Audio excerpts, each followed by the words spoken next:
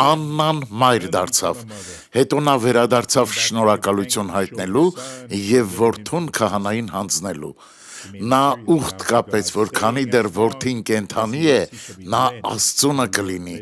և ավելի ուշ նա ավելի շատ երեխաներ ծնեց։ Առաջին Թագավորաց 1:27 Ես այս տղայի համար աղոթ քարի, և Տերն իմ խնդրվածքն ինձ տվավ, ինչ որ նրանից խնդրեցի։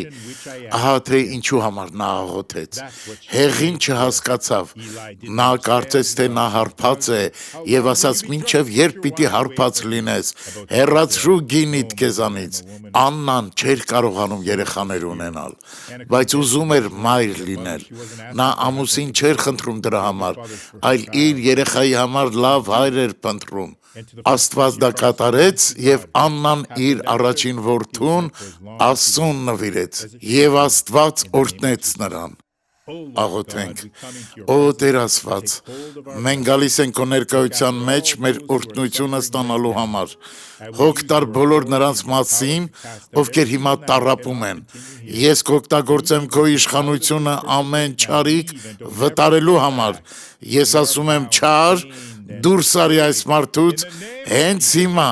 հեռացիր և երբեք մի վերադարձիր Հիսուս Քրիստոսի անունով։